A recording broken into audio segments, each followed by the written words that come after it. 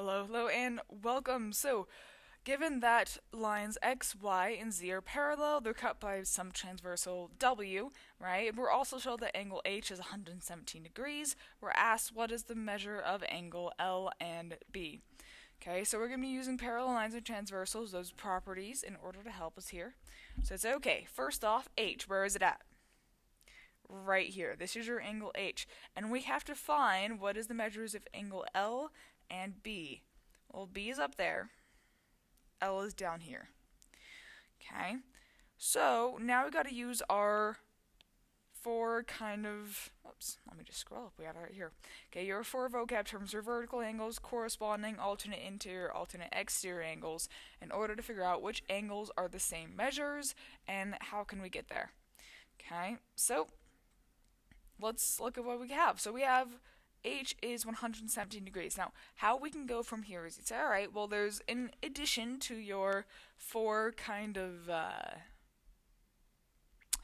angles, you also have one more thing you have to know for this problem.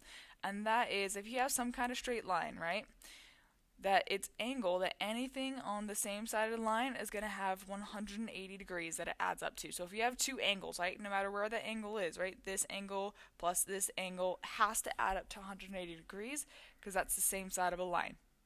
Why that works is that if you have some kind of circle, all right, no matter how you cut that circle, what's half of a circle?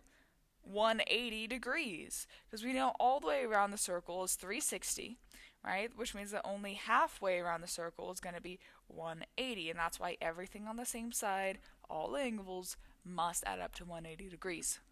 So, that helps us in a very specific way. So you'd say, okay, here's your angle H. That means that you'd say, all right, well, if these are two angles on the same side of a line, that means they must add up to 180 degrees. That means that angle H plus angle F equals 180.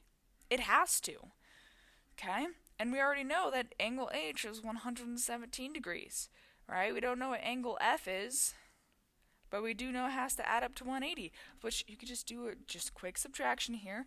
Right? So 180, and then how you would move that 117 over is you just subtract it. So that means that your angle F is just going to be 180 minus 117, which is 63 degrees.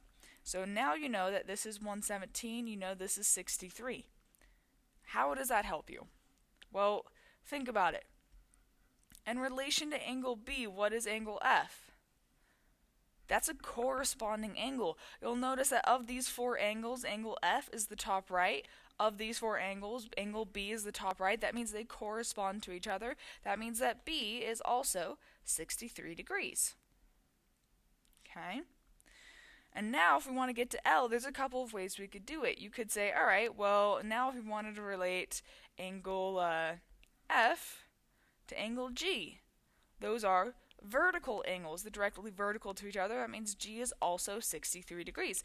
Then you can use one last jump and you'd say, all right, well, angle G relates to angle L. That's another corresponding angle. So you could have said angle L is 63. Another way you could have done that is you could have said, oh, hey, look, here's your parallel lines. You'll notice that F and L are on the exterior of them and alternate side of the parallel line. That's an alternate exterior angle, which automatically tells you that angle F and L are congruent to each other. So you wouldn't have had to do the vertical and corresponding angles. Right? There's a lot of different ways to find the measurement that you're missing. Pick one, you're good to go. If you know these four definitions well, you should be just fine. Okay, and that's it. You're done. Now keep in mind, you don't have to worry about putting in the degree symbol to your answer. I put it here because we're just writing it in. But when you're actually doing it on your own, you won't need to worry about it. Alright, thanks for watching.